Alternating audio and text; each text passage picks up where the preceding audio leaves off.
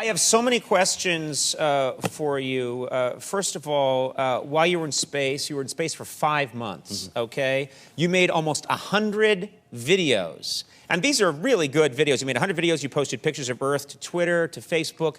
Did you get any real work done? Did you... I'm guessing it costs a fortune to get you up there onto the space station, and I picture you just like doing selfies and a cat's on a piano and what are the roaming charges like? Yeah, exactly. Yeah, so it's actually pretty busy. I took 45,000 pictures when I was up there because, who wouldn't? It's just the views out the window are so great. But we get up at 6 in the morning, we work all day. There's like this big, like a honeydew list that comes up from the ground. You know, if you got to do all this stuff, and there's a big... And these are experiments you're supposed to do. Yeah, we run about 200 experiments on board, and it lasts till about 8 o'clock at night. So, but after 8 o'clock at night, before I went to bed, that's when I got to taking pictures. So everyone else would be exhausted. It's time to turn in on the space station. You've been working all day, and you say, time to make my music video. Yeah, well, I just fell asleep every night about 1 o'clock in the morning. I figured I'm not going to be in space for very long. I really want to fill the time up and get as much of it shared back to people on Earth as I possibly could. It was your son who convinced you to cover the David Bowie song Space Oddity.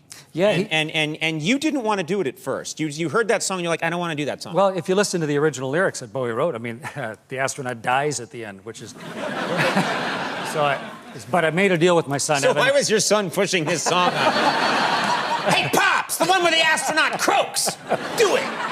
He was getting requests from Twitter all over the world. People saying you got to do Space Oddity, and so I said, if you rewrite the words so the astronaut lives, I'll do it. So he rewrote the words. I thought it was nice, brought it up to date. I recorded the audio, and then he's like, audio's good, but you're in space. You need video. It's got to make the video, and so. One afternoon, I got the camera and I mounted it on like a long, flexible bogan arm with the camera looking at me and recorded the video to go along with the audio and sent it down to him and the space agency, and they turned it into the video that you saw. Yeah, and were you surprised at what a success that video became? 18 million people. It's absolute insanity. I never would have thought. Somehow it connected the original art of Bowie with the reality of what we're doing now, and it ends up kind of mesmerizing to watch. It really came out well. We have another a part of the video that I wanted to show. It's an image. Maybe we can show it and you can explain just what's going on here, because it's absolutely, I was transfixed by this image. Can we show that right now? It's so beautiful. Going around the world, the space shuttle took these shots as it was coming up and over the top on one of its last flights. That was what I was talking about. That's when you mount a camera down in the cupola and watch the world go by. You can see the glow of the Earth with the edge of the northern lights as you come around the world. I just saw my house. And it was on fire, it looked like. On fire.